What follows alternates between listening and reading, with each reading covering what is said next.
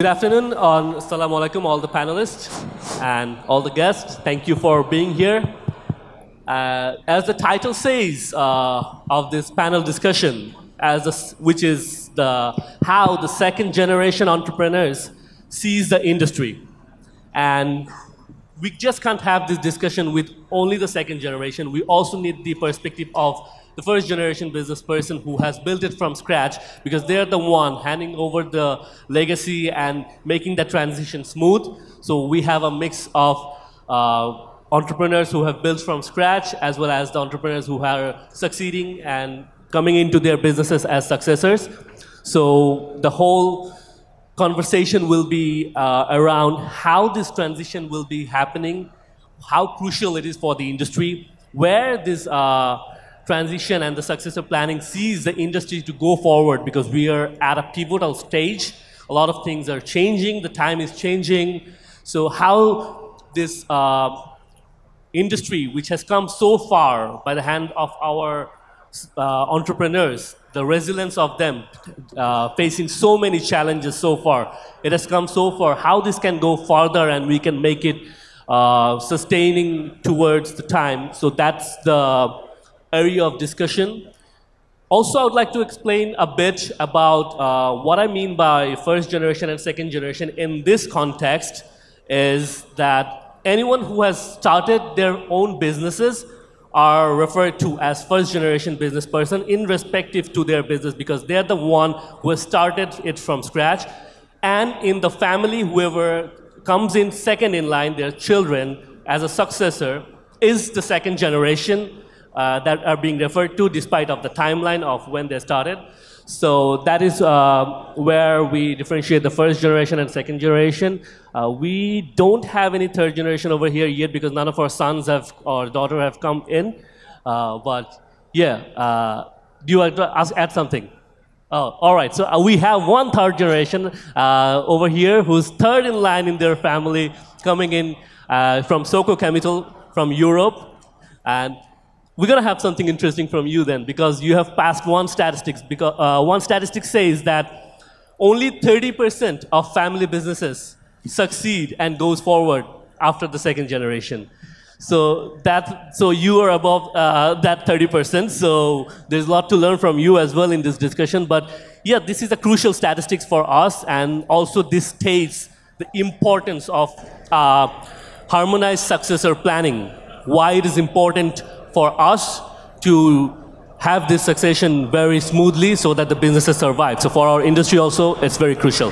Taking no more time, I will go to our panelists, and I will be conducting this session by one set of questions first to all the panelists, and then I'll come to the next set of questions.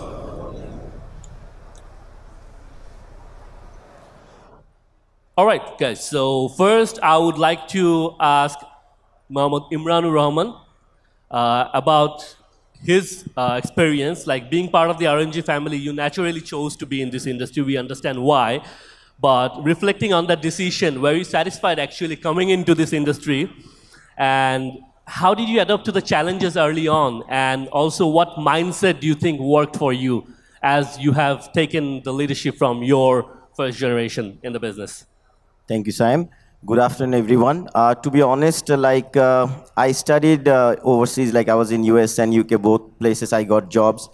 But as he said, that there was a legacy here, and I had the vision to actually serve this country first. Because a lot of people go overseas to study and don't come back. That actually I don't support personally, because the money from here, hard-earned money, is going overseas. You are getting the education is very good if the people, actually our next generation, comes back. That's my personal view. Secondly, they think like it's very easy when your father was in the trade and he has been successful, alhamdulillah. But to be honest, there are positive and negative side here. The firstly is like you think that everything is set, then you come here and you have to start from scratch in a way, because you have identity crisis. You have to prove yourself. And that way, when I just started in my father's company as a trainee for 1 year, and then I decided to actually make my factory. And whatever I have been doing, the growth has been from where my father was doing business in 2004 to today. The growth has been double, alhamdulillah.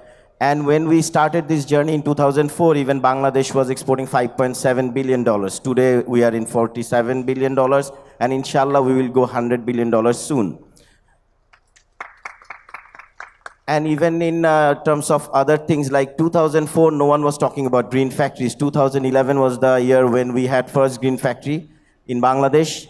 Today, even I have a green factory, and moreover, like 200 plus green factories are there. And no country in this world can proudly say the development that Bangladesh garments has come through. And I'm really proud of it. There were challenges in the beginning. There are challenges now. There will be challenges. But as someone said, you go to sleep not to dream. You wake up to fulfill your dreams. So we'll try that, inshallah, as a second generation. Thank you. Thank you, Mohammad Imran Rahman. I'd like to now go to one more second generation entrepreneur, Shahraid Chaudhary.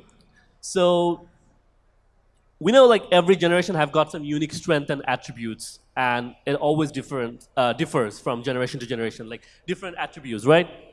So how do the leadership style of the second generation as a whole, I'm asking you, differ from our fathers, the first generation, and how do these differences influence the business operation and growth? So what's your perspective on that? Assalamu alaikum, সবাইকে. Saim, to answer your question, I must start by thanking everyone for being here. I'm missing a couple of my friends, would have loved to see them definitely, but I'm seeing a lot of my second generation friends and 2.5G friends after a long time. To be very honest, so the fashion industry, the industry that we are in, this industry is dominated by the age group between 15 to 35. We are not only the consumers, we are also the trendsetters of what's to come. But having said that, the industry that we are in, it is in such a scale at this moment. To be very honest, even though I'm a second generation, but that does not mean that just because I'm in the industry or just because my father started his journey in the garments industry, that doesn't mean that actually I'm fit enough or capable enough to inherit it. Because it is not a matter of joke. We are exporting billions, as Imran Bhai has just mentioned. This entire country depends on this trade. Because it depends on us, are we capable actually to take it forward? That is a very important question. I'm coming, of course, same like Imran Bhai, I also came back to Bangladesh. I had a job opportunity at Ralph Lauren in New York. I had the same dream, the same vision. But it is because I had the freedom also. My father, he had given me the freedom to explore, to fail, to at least try. Even more important, he believed in me, and he let me be. He let me contribute openly to this sector. Ultimately, I think that is one of the reasons why. Did I fail or did I succeed? That is too early to say. We need time to determine that result. But ultimately, I am enjoying. And that is very important. To enjoy is very important because this industry depends on you so much. Livelihoods are dependent on us. So, just because I'm the second generation doesn't mean that this should come to me. I should be able to enjoy my career. Otherwise, I am not only destroying myself, but I'm destroying livelihoods of millions who are involved in this sector. It is very important, I feel, to focus on corporate culture. Ultimately, it should not depend on me or you. Corporate culture systems should come into place where regardless of whether I am joining or not, this trade, this business, this industry should be taken forward. That is something that we are very much focusing on. My chairman or our board is focusing not on me, but the culture, how to take events forward as a group, regardless of who is here in our seat. Thank you. Thank you, Raid, for emphasizing on the sense of responsibility that is on the second generation, which is very important sense of understanding that should be at a core, and also the importance of the culture you mentioned, because to drive a company forward, the culture you have to adapt to the culture, also make the culture adaptable to what's the time required and what is sustainable. So one more, a very young. Successor we have is Waiza Masnoon, Executive Director of Clifton Group. I'll come to you with a question like, being on a board of director of Clifton Group, which comprised of a very successful first generation entrepreneurs, and how do you see them welcoming you as the second gen? And are there too many differences in opinion? How are you adapting to it? We'd like to understand that from you. Hello? Hello? Um, First of all, thank you, Sam, for that question. Um, I want to thank everybody who's here and giving me the opportunity to speak between this distinguished speakers. Closer? Okay. So I had a very hard time adjusting, to be honest, because there are valid reasons for that. As many of the speakers said, that we come from abroad. I actually came from biochemistry, which is a completely different field. It's a science background with no business understanding. I was thrust into the world of fashion, and then I was put into a position, leadership position, without much knowledge of the inner workings of the company. So, and then when I was putting down my ideas, they were being shot down. So, and they had valid reasons. Because I did not understand the ground level work, how the corporate culture was, and I brought in my Western mentality to the work culture here, which is not exactly the same. So my father then put me in production on the ground level, and then in HR. So, and then I started to understand how everything works, because theory does not always match reality. So other than that, I think the first generation are open to ideas from us because we are well equipped to understand, we have better resources, we are educated, so we have more theory-based knowledge, such as, for example, new trends in sustainability, AI, product diversification, all these things are new to them, but they're not new to us. We can use our resources and our knowledge to give them innovative ideas. But during implementation, there are a lot of difference of opinions, which is very good, I think, because during, with consultation, you can find out what I cannot foresee, the problems they can foresee for us. So for example, I gave an idea for 3D sampling once, for 3D sampling to replace physical sampling. However, then I was met with resistance because they told me that our technicians were not educated enough. They were not versed in English.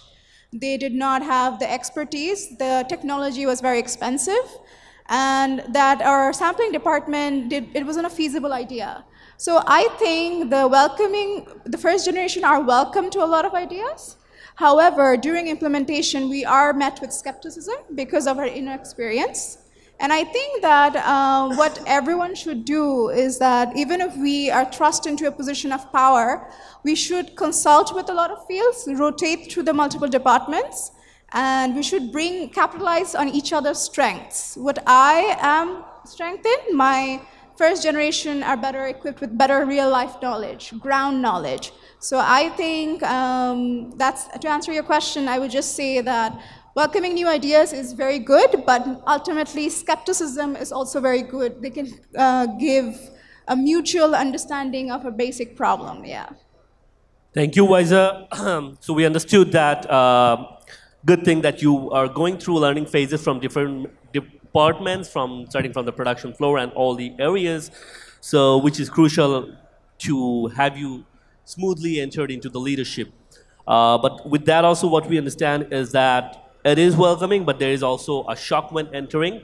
So regarding that difficulty, we also see a bit of trend that many second generation are also sometimes not willing to join the family business, and that is also a norm that we have been seeing among a lot. And on that, I would like to come to Mr. Sohail Sadat, Chairman of Shinshin Group and Director of BGMEA.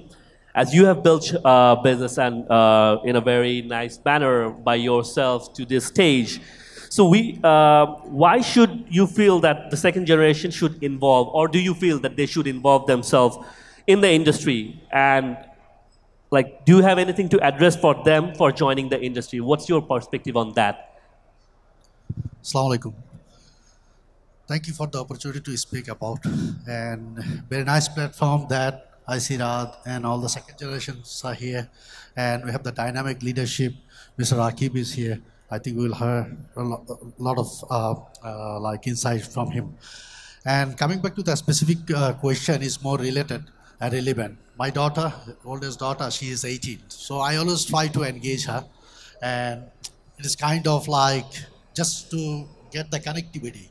Because what happens all of a sudden, if you study somewhere from the different part of the world, if you come and join, it's very difficult for them to pick up. And for my daughter especially, I see the dilemma to get started. So for me also sometime, when it is started, then it's fine, enjoying. So I think this is very important insight that initially when you get started, then it has to be interesting for them. If you put too much pressure, too much challenge on them, and it is very difficult for them.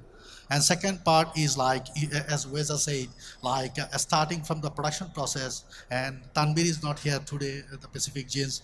He has started the same thing. He has gone through the same procedure. Imran Bhai said like, they have gone through the procedure. So I think this is very interesting place, but most of the people don't know much about it. So that's what we are missing. And very happy that we have the young entrepreneurs now, the second gen is in place. A lot of people are excited. I go, I see my friends, San and everybody. I try to connect, especially Saib, that it is inspiring. Beside the job, beside the pressure, beside the challenge, there must have something interesting. So Rad is there, good part he is doing, like a lot of updates, actually inspiring people. You guys, I don't know, maybe you don't know much about it, but from outside I can see you guys are inspiring a lot of young chaps to come and join. So I think we can inspire, we can get them started, we can connect them, we can teach them so that they don't feel hesitation, they don't have a hesitation, they don't have a like a dilemma joining it, or they don't have a fear of the challenges. I think that is the key. Thank you very much. Thank you, Suhail. That's where we see the welcoming mindset as well. We are really blessed to have entrepreneurs like this in our industry where we can see a bright future for the newcomers, actually. On a different perspective, I would take now my next panelist, Sarah, First Secretary, Economic Affairs and Private Sector Development, Embassy of the Kingdom of the Netherlands in Bangladesh. So, to you, I'd like to know how international partners like the Embassy of the Kingdom of the Netherlands see the potential of the second generation that's transitioning in this industry and how you can work with them. So what's your perspective or view on this second generation coming in? What's the potential you see? Thank you so much, first of all, for giving me the opportunity to sit in this panel today between all these great entrepreneurs. Of course, I bring a little bit of a different perspective, as I cannot talk about the challenges from giving a company from the first to the second generation. But I think it's a truly very interesting exchange that is happening here on the stage, and also very important to bring these both generations together to discuss these topics. I think looking at what the first generation did, many maybe deemed impossible, maybe even themselves. And if I hear the challenges or I don't know if I can name it insecurities of the second generation, maybe they will also do what they now think is actually impossible. So I think from my perspective, the potential is the sky is the limit. Why not? So of course, we are talking about second generation and potential from an international perspective. So I want to bring a few different aspects into the discussion here as well. Since I'm coming from the Netherlands and in my capacity working in the embassy, I'm aiming to increase trade and exchange between both countries, and I want to bring a few aspects that I think are key for the future of the RMG and also the denim sector. I think in the last decade, there is a lot of talk about the compliance of the sector, and also the Netherlands is supporting and will keep being committed to support Bangladesh to become compliant and to stay compliant in the future. To improve labor rights and also get them up to international standards. This is a very important topic to us. But of course, the context of the international market is also changing when you talk about the European market and the access to the European market and the development of Bangladesh and its economy. There is new directives that there is a lot of talk around already. The Corporate Sustainability Due Diligence Directive, or CSDDD, which is in its final stage of approval, will give more responsibilities for companies who are sourcing from Bangladesh. And I think this will also change, thank you, change the, this will also have effect, of course, on the factories that are working here. In human rights, that there's already a lot of talk about in the last decade, but definitely also in environmental impact. And I think that is a very important topic for the future generations of our both nations, but also around the world. As I was listening to the previous panel, there were already great examples of circularity in this industry. So I don't think it's the elephant in the room to say that we see there is more potential and room for improvement. And from the Netherlands, we are very keen on looking for ways of cooperating, exchanging knowledge, and also technology. This is something that we're already doing, especially where it comes, for example, to wastewater treatment, reducing the use of water in the RMG sector. So I think what the first generation did, the second generation will also face challenges, of course, since the context of the market is also changing. And I'm very curious also to hear, maybe in the next set of questions, how the second generation sees these challenges going to the future. Thank you. Thank you so much for the perspective on how the collaboration can be happening. Now, I would like to take successor's perspective from Matthew Urbini, Managing Director of Soko Chemical, who's a third generation in their family business. So Italy has a history of fashion industry for more than 100 years. And how did the transition happen there from the first to second and to third now? So if you could share some insight how the transition actually happened and what are some of the successful elements that should be taken into consideration or happen or from the learning of that particular transition in your context. Thank you. Hello to everybody. Well, my company is based in Italy, and my business is chemicals for fashion industry. I can say that from my grandfather to my father, the transition was not that much evident as it was from my father to me, because basically the environment has changed. Previously in Europe, the industry, the textile industry was there. Nowadays, we cannot enjoy the same industry like before. So most of the production has moved to to other countries like Bangladesh. That's why the business has changed. Now, my grandfather was really, I would say, enjoying, because at that time everything was growing, everything was very simple. My father also had a good time. Then, what is important once you change from one generation to another is to understand where the market is going, how the business is changing. Me, as a third generation, I will say I'm not following the same path of my parents. I had to change, because if I was doing the same job they were doing at that time, nowadays my company will not be there. So now we are more on the technical side. Nowadays we are changing our structure and we are promoting new technologies, new ideas, and service. Not only conventional products like my father and my grandfather were doing, but also moving into the technology. Because in Europe, we don't have the same industry like in the past.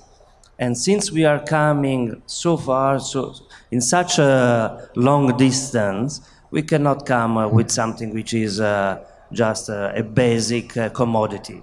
We have to come with something which is the result of 1 century of experience. So we can come to Bangladesh bringing new technologies, which is let's say, our new value is what we can offer to this country. And for sure, the industrial situation in Europe is not the same like it was in the past. Thank you, Matthew. What I understand is that the time is ever changing, and particularly during the last 10, 15 years, the world has been changing at a faster pace, actually. And so it's not always the same from generation to generation about the practices and the strategies. So adaptability with time, which you emphasized, is really crucial that we understand from your opinion. And now I'd like to take an opinion of our first gen entrepreneur who has built very successfully and is an inspiration for many of the second gen and who's coming into business. They look up to you, Mr. Abdullah Hil Rakib, Vice President of BGME and Managing Director of Team Group. So, as you have built the foundation in this industry and established like your contribution with along with your peers and colleagues to build the second largest exporting industry from Bangladesh, symbol for the whole nation. So you're one of the key examples for building a successful fashion manufacturing empire. From that, what should be the goal and strategic vision of the second generation who are about to come, and what should be their aim to take the industry forward? How do you see, what's your advice to them? Thank you. Thank you, and good afternoon. Assalamu alaikum. I'm not sure whether I'm 1 or 1.5 or 2. So, this was also my question, then why I'm on the stage of second generation. But if I see the business pattern, maybe I'm not the one who considered as first generation. So they put me on a territorial side, having no man's land. However, the question is very unique, and I must say that I must remember our founders, say, be it Nurul Qadir Chaudhry, be it Riaz, owner of Riaz Garments, Desh Garments, Bond Garments, who are the pioneers, who actually, I considered them as freedom fighter, because they took all the courage to play blind because of their initiative in terms of setting with the government to set the rules of LCs and taking the initiative to train people from Korea. The system of productivity and productions got learned into all those people. Many of those who went to Korea with Daewoo from Desh Garments are the core entrepreneurs now and have actually a very big stakehold into the market. So I must remember them, and I consider them as the economic freedom fighter of our journey. So the industry moved on. We started in a municipal corporation building in 2-story, 3-story supermarket floors. The industry has shifted in terms of understanding, and it shifted from cottage to a large industry now. It was not even considered at SMEs when we started in terms of employment. And even today, people do think twice, whoever is very talented on a job market, to come and join in garments. So I must say that the job has done by our first generation people, they have actually established the business. Now, having said that, for the second generation, the job is to establish the sustainable business. So the journey from business to sustainable business is focused in ESG. Now, having said that, about good governance, our parents or our first generation leaders, they was very confident, and that confidence up to some extent made them arrogant. And to transfer those to second generation, they took time. I'm sure that many of you will agree with me that the father don't want to listen what I want to say. So that is a challenge for the first generation to have confidence on the second generation. But I think there are also exceptions. I can see many stars in front of me, and I must congratulate this generation. They are so intelligent and courageous. I am so proud of all these colleagues who are on the stage and on the front seats and also at the back. I must say that you are the flag bearer to make this sustainable business journey happen. This has started already, but having the partners, the correct partners, say it be the brand, be the government, our job is to negotiate in an agile way that you keep moving, you keep innovating, you keep improving. Be it the process, be it the product, be it the project. You have to be focused on your people so that the people understand. Our previous journey was very much people focused. Your journey will have to be process focused. And I see a challenge when our second generation comes. They say, Baba was too busy with factory, I don't like it. They want to have their work-life balance. Well, you go and do it, but make sure you have a committed workforce who understand the way, the optimized process, and your father's successful way of work, and the ownership transferred into those people. So as long you have a committed people understanding the right process, digitize this, having the correct data for your dashboard to decide even you are playing golf. I think the most important part is either you go and sit down with your father and you do the exact same thing, what he has sacrificed his entire life for this economy. This is why I say that they are economic freedom fighter. But for us, having the benchmark, having the stage already to sing, you need to understand how do you combine both. Their strength was ownership. Their strength was commitment.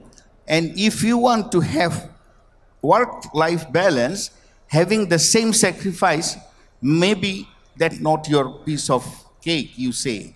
But how do you do it? How do you give the continuity to that consistent journey?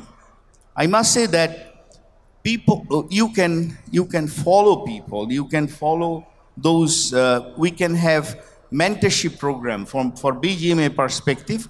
We can have all the second generation to come forward to have dialogue every 60 days, every quarters, to understand, to exchange views. What are the challenges? What are the new things you are doing in terms of product, in terms of process, in terms of training people? So training people and optimizing people and process partnership is very important. I must say that the fourth industrial revolution to fifth industrial revolution is happening. You exactly need to know how do you plan your investment, how do you take the risk. You have to take the risk. Entrepreneurs will take the risk, but what are the calculation here? And I must say that I have seen many of you are doing much better than the first generation, and I am really hopeful that many things are possible, and by 2040 we will see a developed country under all of your leadership. Thank you. Thank you so much. Those were some diamonds for the second generation to take, actually. The emphasis on making it process driven and then to have the work-life balance. Really, really insightful and impactful advices from you. Now, as we understand, we need to incorporate a lot of new like ESG and sustainability in the process as well. So I would come to Syed Mohammed Tahamir, Managing Director of Pacific Knitings, was also a second generation, but is building businesses and growing businesses from the front. So from your experience, how can we embed sustainability into our process and these new like ESG and these new regulations, yet maintaining the core sustainability, which is the profitability of the business as well? How do you mix this and take this forward? Thank you. Assalamu alaikum, everyone. I'd like to begin firstly by saying that a lot has been done by our predecessors, our previous generations. So they were the flag bearers of the ready-made garment industry as we know it. And I think it's important to understand that there's no right or wrong. There's no right or wrong in the way they did it, because it's something they have worked and they've worked towards.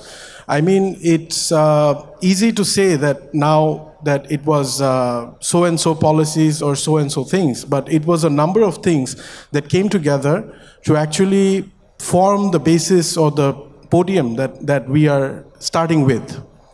So the first thing I would like to say is that we, as a second generation, cannot be only attached to one single thing. We have to be agile with our philosophies, with our approach to our product, to our market, as we have a responsibility to our stakeholders. And by stakeholders, I'm not only referring to brands, I'm not only referring to customers. I am referring to everyone in this value chain, every single part, who can have a direct impact to what we are doing. So this in itself is a big responsibility to the second generation. And as you've said, that there's sustainability, there's digitization, there's etc., an n number of things that we need to actually look towards. And we also have to understand the world we are inheriting right now, this is not the same world that was 10 years ago. It's a time that has changed quite drastically, and it's a time that's going to change in more time to come. So this will have impact where we have to be ready for all the challenges, ready for price increases, ready for, things where we are going to face a lot of policy changes as a country as we are moving up in our pursuit for, having a higher export. So this will have implications, and these are things we have to combat using strategies and knowledge that we have learned from our predecessors, respecting the ethos and the corporate governance they have actually established. Because at the end of the day, that is the backbone of what all our companies will be and can be in the future. So this in itself is a blessing, but also at the same time, I think that the knowledge sharing that will come from within our industry, this can only be done through conversation, through actual visiting of policies, visiting of trends, visiting of things that are going to come. And I think here also something very important to say is that the second generation and how the brands are accepting towards this second generation, because all these companies who are going to who we are inheriting from our fathers, so this second generation, they need the confidence from the buyers, the vote of confidence that they had on our predecessors. And this can only be established over a X number of time with certain performance. If this performance is not there with profitability, then I think it's going to be very difficult to sustain. And as more time will come, this will be tougher, but we will have to be agile about it. So thank you. Thank you, Tame. Dragging this question, I'll come to Imran Bhai, to you right now. So as you have been in this industry, leading it for almost like your company for almost 2 decades, and you have seen differences in times as well. So as of now, what are your take and strategies and objectives that we can adopt to take our industry further 20, 30 years in a successful manner, maintaining the trajectory, maintaining the growth? Thank you, Sam. Honestly speaking, where we are right now, we were not like right here 20 years back, as I said before. And it's very tough to fill the shoes of our fathers. And the industry where it is today, they have contributed greater, of course, but I must give the respect to the next generation who are actually coming to this industry. They should not be pulled down. They should always be appreciated and respected. I do feel sometimes the second generation doesn't actually get the due respect. And I really hope that the seniors and also from every corner, they get the respect for trying to improve, trying to move. We won't reach $100 billion business without this generation, honestly speaking. Also, when I look at like how we are working, there must be unified code of conduct, unified way of doing business, because if we are not united together like how our fathers were, it will not help us.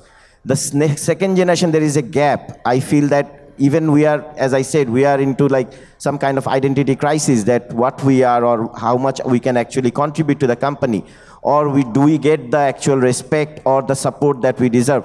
We should all come across like together, be united and work, and even learning should be every day. Even if I'm 20 years, someone is 40 years, we should learn every single day. And this industry is very volatile. There is even I have one phone which is 24/7 on, because there could be some incident. And we live in that life. And you chose that life, I chose that life. But we can't complain.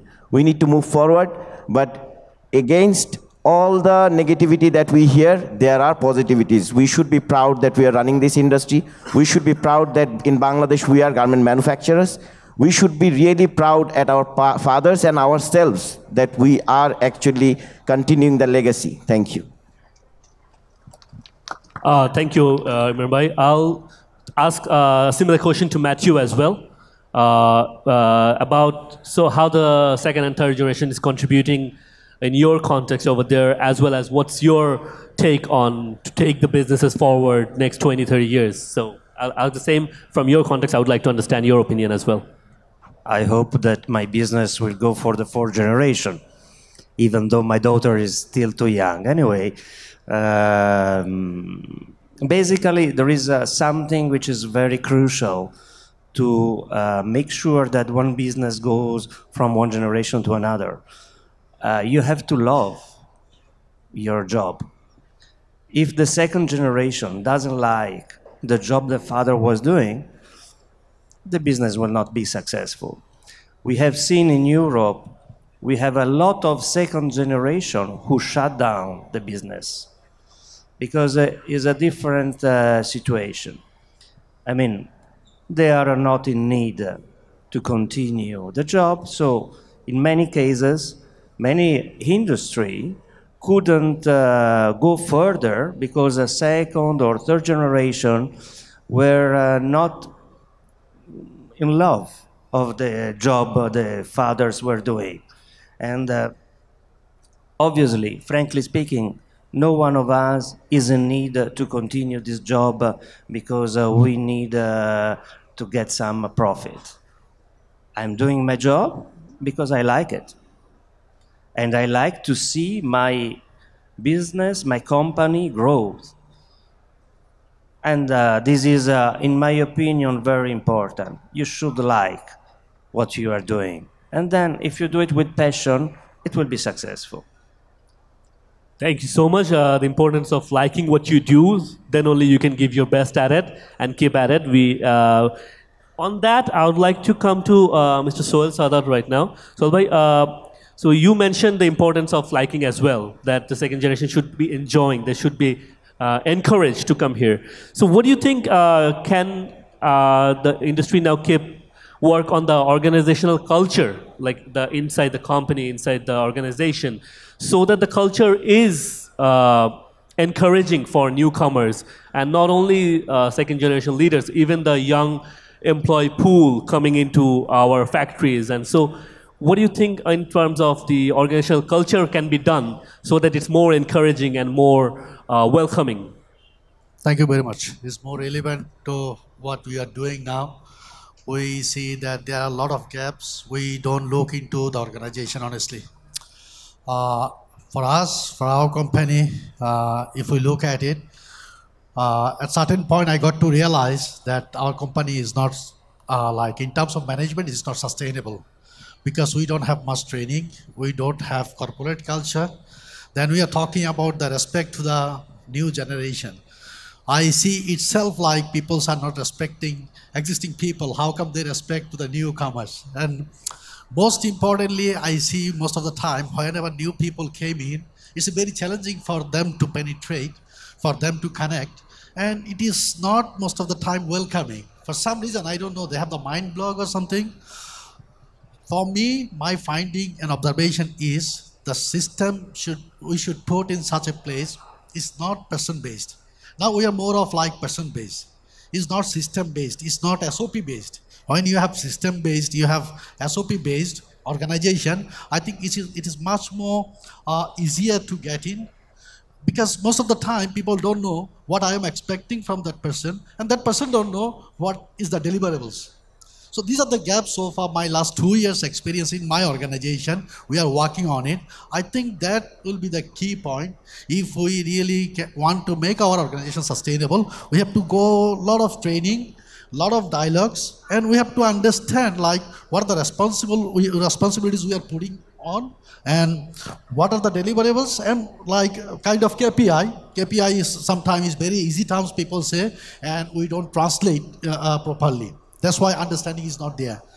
So I think these are the things if we focus, because this generation, we have to really understand, we have to bring, for me personally, I'm very excited. I want them to come and join because the confidence level we had those days, 92 I have started, then I see the interest, confidence level is much more higher. Really, I see huge potential, and 100 billion is more than beyond that. Like we can focus 200 billion if we can training. There is no alternative. And for my second generation, also my suggestion is it is not like don't take as a granted. No matter if it is your father's business or father's property, okay, but you go through the learning process, right? As one of my this participant said already, like we have to learn and we have to go through, we have to enjoy it. If I don't know, how do I enjoy it? Always we have a fear. Like education, what happens if you have a good teacher, then you enjoy the subject. If you don't have a good teacher, because it's very difficult, you don't understand. When you don't understand, you try against the wind. Sometimes you win, but most of the time you fail.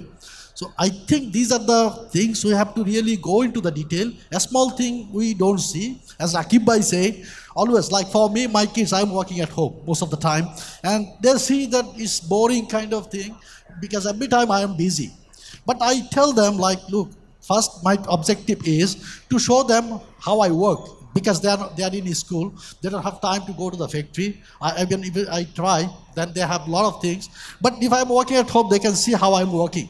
They are already connected. It is on their DNA. So I'm trying to build that up. They don't know even. So how will they get connected? I'm sure that tomorrow they will be connected. And slowly I try, when I bring the garment, I don't touch it. I ask them to, okay, lay it down. Okay, tell me what are the mistakes you find.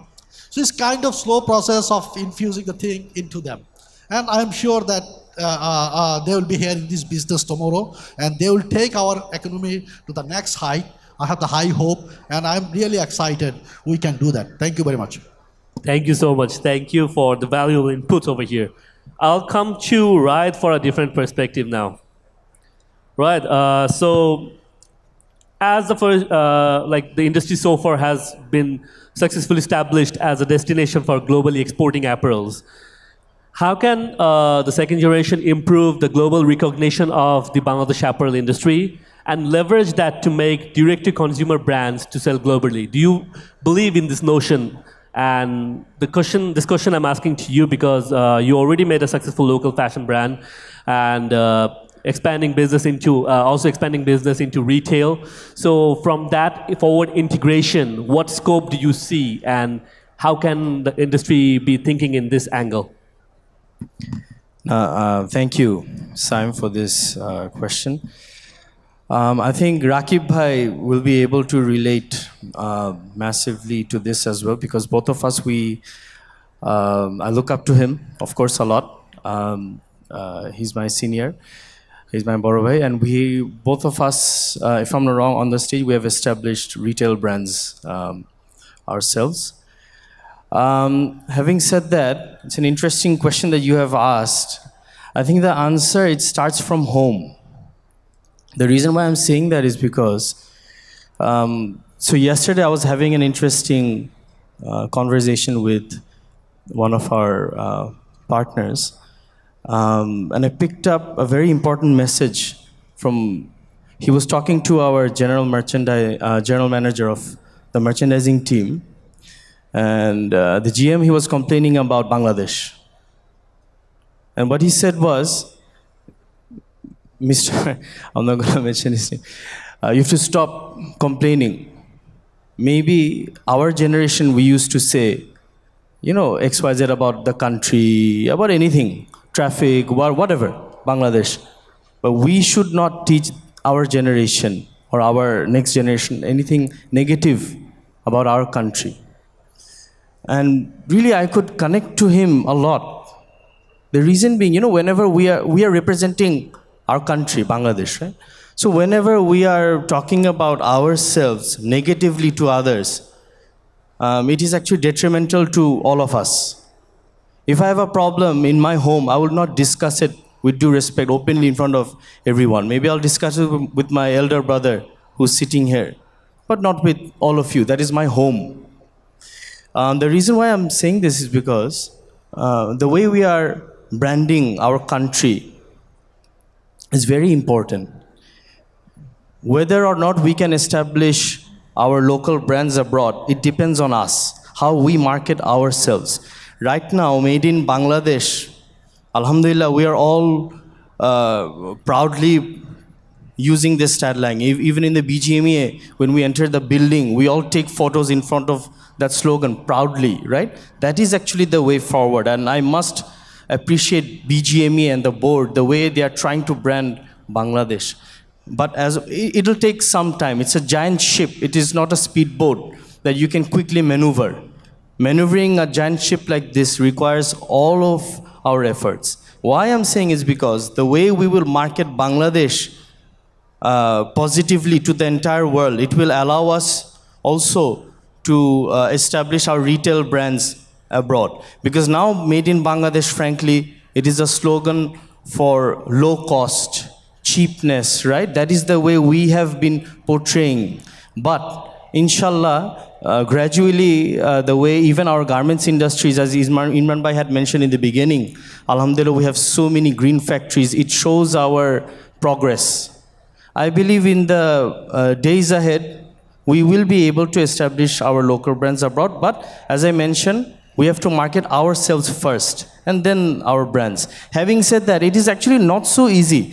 The fashion brand, globally, it is predominantly, it is dominated by European designers or European leaders in this aspect. Even if you see India, it was not easy, we don't really see that major Indian brands playing a big role in the global market. So it is not that it is difficult for us, but even for them, even for Chinese brand, it is not so easy. Maybe Uniqlo, being a Japanese brand, they made it. But in the global, massive aspects of things, it is not so easy to establish a local brand abroad for countries in our region. In the end, we must market ourselves. Thank you so much. Thank you, Ryan.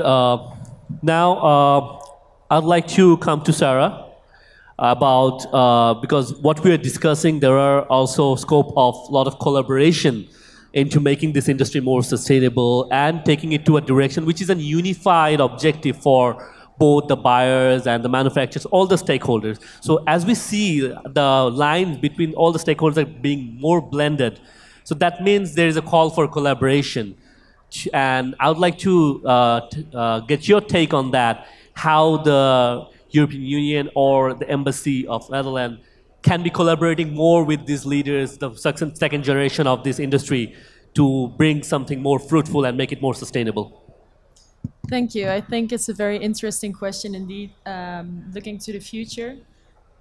First of all, I think I agree with what many people on the stage already said, that you can all really applaud the second generation taking over the challenge and seeing the opportunities of the sector for Bangladesh as well moving forward.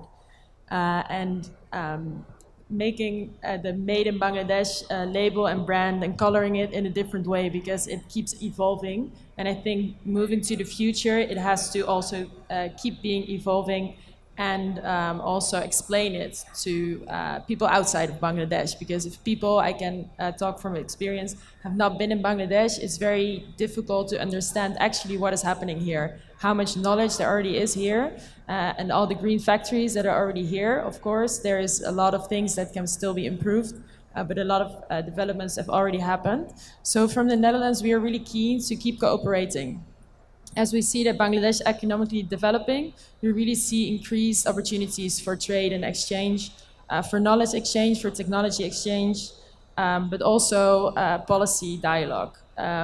We've been talking about circularity, and that is one topic that I want to mention specifically, since we're very keen to work also with the first generation, by the way, but specifically with the second generation on circularity and finding the right pathways to circularity to the future. Because there has been a few great examples already, but I truly believe that there's a lot happening in practice, but this is really only the start. And I think we should together try to understand what is necessary, what is the consumer demand, what is the legislation demand on this, and how we can together move forward on this. Because there are so many aspects to this topic. We can talk about water reduction, energy reduction, transparency in the global supply chain by digitalizing things. We can talk about reusing post-industrial waste, using better and more recyclable material, and in all these kind of topics, we are very keen to try to find the Dutch knowledge and expertise as well as technologies that will work in the context of Bangladesh. And this is not a one-way street. This is really a dialogue that we are very keen on having in the coming years to find the best pathways to circularity and improving the sector also for future generations.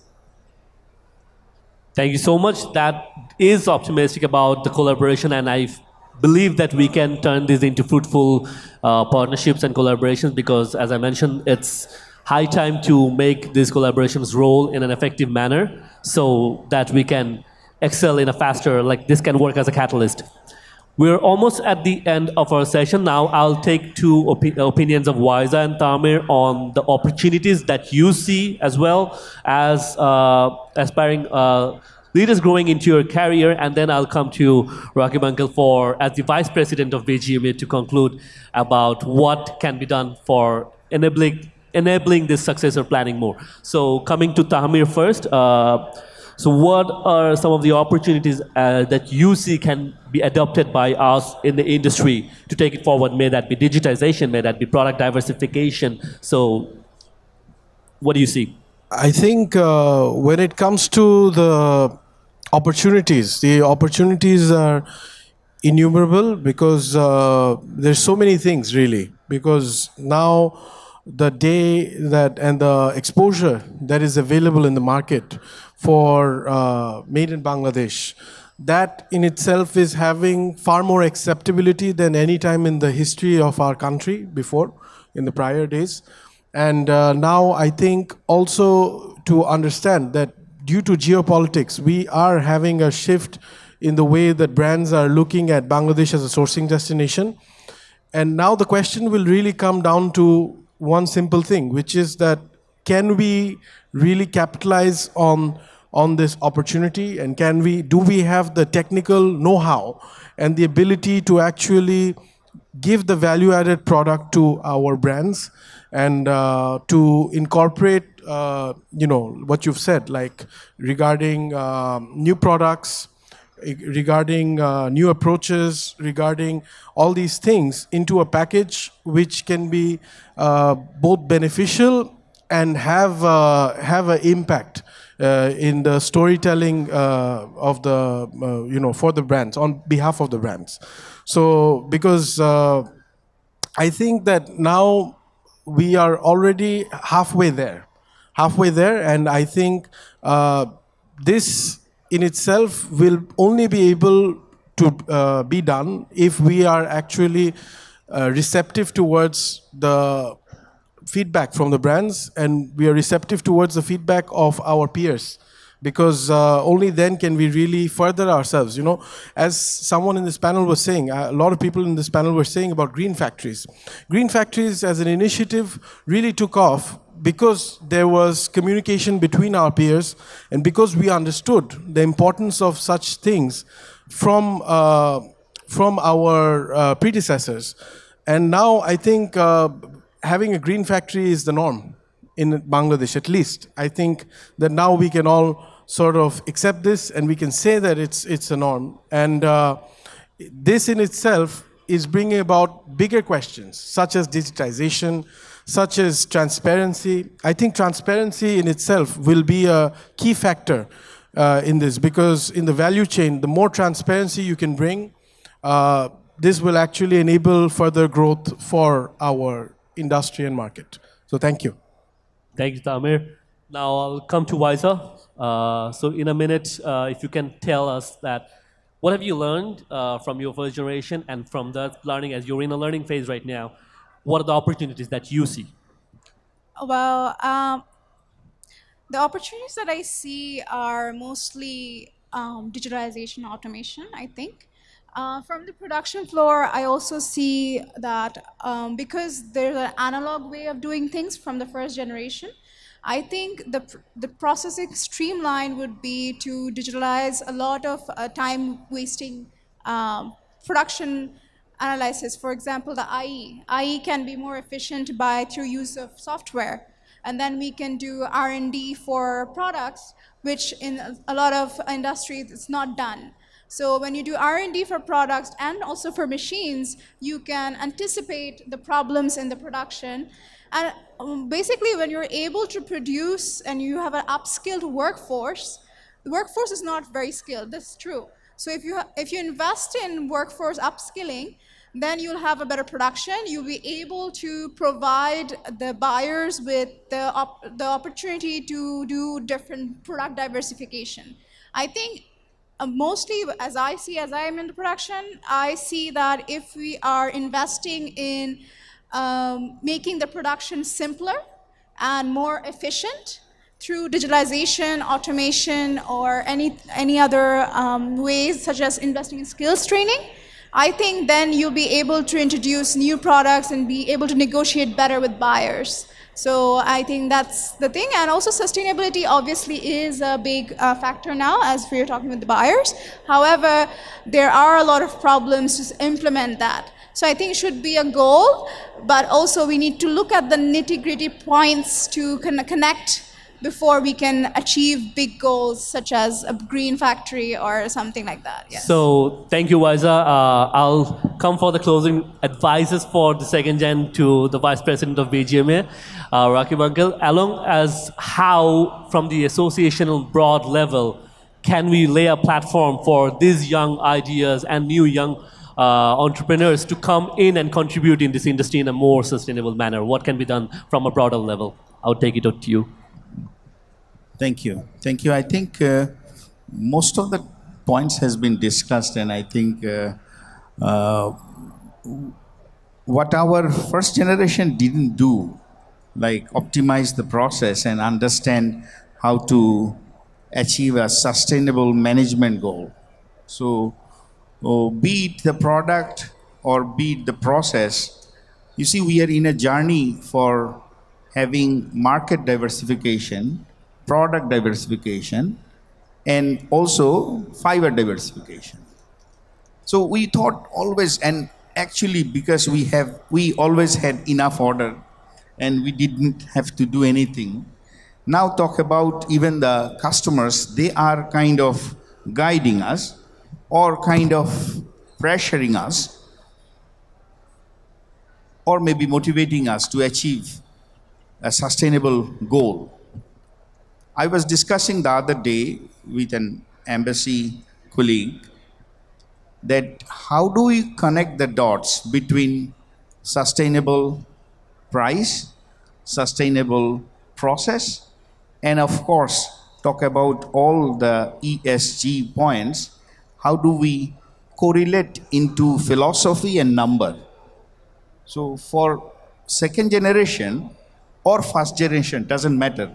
For any factory owner who want to continue this business in terms of clothing manufacturing, they need to understand that no longer they cannot have not having data and then export, because coming for LDC graduation and all those HREDD, you need to have the traceability. You need to have people who understand how do they maintain correct data to establish into their ERP. There are companies who have ERP, but there are challenges with the data. So if you do not have correct data, how do you decide? And how do you publish? We talk about having GRI. We talk about having, like Tamit already said, that can be already a mindset of the industry to have the benchmark set, that new, it's not about green factory maybe, but it's about saving. That when I'm investing into a equipment, I'm thinking about saving energy. So I'm not buying those machine which is not actually saving energy. So these are culture, and these are shifting culture, having the movement and actually coming like a minimum standard. So understanding just not about the environment or the good governance, but also understanding the management way, because a lot of us has not invested into our people enough to understand the succession plan of the people, to train the people, understanding all these management metrics, to understand what are the things coming next 12 years, stroke next 12 years, and then keep investing without counting money tomorrow. Because that's how we can push our business to have a sustainable goal. Be it the product diversity, be it the market diversity, we really need to understand when we are investing, whether this is necessary. Because we all are building capacity. But capacity is not about infrastructure anymore. Capacity is about your management system. We have a lot of inefficiency in supply chain. How much we are saving in terms of when we are cutting, when we are recycling. We talk about recycle, reduce, reuse, recycle, recover. We don't have proper dashboard. We still struggle with our customs to say that give us more consumption. But today we really need to push our supply chain executives, managers, to understand how we save more to be more competitive. And believe you me, that we have to handhold together with the brand partners and industry versus government partners to achieve those goals, or else we will not be competitive to continue this business. I'm sure that second generations are resilient, they will understand, and they are smarter than first generation to learn more. They has gone beyond the boundary to learn. They educated themselves with a international understanding. Now this is your time to practice those international values and of course management process to build this sustainable business. I repeat, because on the first question I say that a movement is from coming from establishing business to establishing a sustainable business. It's just not about the environment. It's about management process. It's about building your people, succession plan. Not succession plan does not mean your children. Succession plan mean your employees who will keep moving, understanding the values, understanding the metrics of mathematics. Thank you. Thank you so much. Thank you. That's so valuable and actually summarizes the whole, like that one line actually summarizes our discussion as well, from establishing business to establishing sustainable business that is run by process. So I would like to open the stage to the floor to the audience. If you have any question for this wonderful panel we had over here, would like to take one or maximum two questions from the audience. Do you have any questions? You can raise hand if you have any questions for this panel. I think we summarized it so well that there is no questions to get, but I'll still go to the audience. I would like to take an opinion, like how valuable did you find this discussion, and what would you like to share? Like Ehsan, I've seen you being very attentive all throughout, so Would you like to share like how valuable it was for you? Thank you so much. It was very, very useful. So thank you everyone in the panel. I appreciate it. I have a question though, and you can ask anybody to answer it if you feel like. But my question is that we've spoken about challenges and second generation integrating for the future and so on and so forth. And a lot of these issues are actually with regards to branding of our country, with regards to working with global markets, international markets, and so on and so forth. But something that a lot of second generation people that I come across ask me is how do we tackle, and an open question to Rakib Uncle, great to see you, to Raid and everybody else that is present here, is that how do you handle your internal problems? We are all very much aware of the internal challenges that we face. I'm not here to ask you what those challenges are. I'm asking you, how does the second generation, who is less qualified in handling these things than the early first generations that our fathers and forefathers did in tackling certain governments, certain issues with regards to, you know, your trade license, to tax, to gas, to energy, to stuff like this, customs, bonds, endless topics, right, Uncle? So how do you advise the second generation? I guess I'm asking Rakib Uncle as well, directly. But how would you advise to the second generation to tackle these sort of issues that we don't really have? Okay, how do you increase Bangladesh's exposure in the foreign market? You do more branding, more marketing. You do more seminars like this, so on and so forth. You do podcasts, videos, and so on. What about our internal stuff? How would you advise us and other people coming in to tackle these more local / internal issues? Thank you. Rakib আঙ্কেলই বলুক uncle Thank you. Thank you. He's one of the guy I really love and I admire. So witty and genius. I'm sure that many of you will make this country, make us proud, and we will see that you are the flag bearers. Well, this is a situational issue, and you got to take the situational leadership to make it happen. Your father did it, you will have to keep doing it. That's it. That's it, son. Thank you. Yeah. Well, you will have issues in the production, in people, in government, in customers. You might have a very complicated customers in front. So when you are driving a car, the road is a bit not really smooth, so you have to know it. Be it tax, be it, we are fighting. We even, from this meeting, our president is here, we are going to meet Commerce Minister to talk about all this. So we did it and we'll do it, and we will do it together. Thank you so much. So if required, we get down to the mud and push the car and bring it back to the road. So thank you, the lovely panel, for the valuable discussion.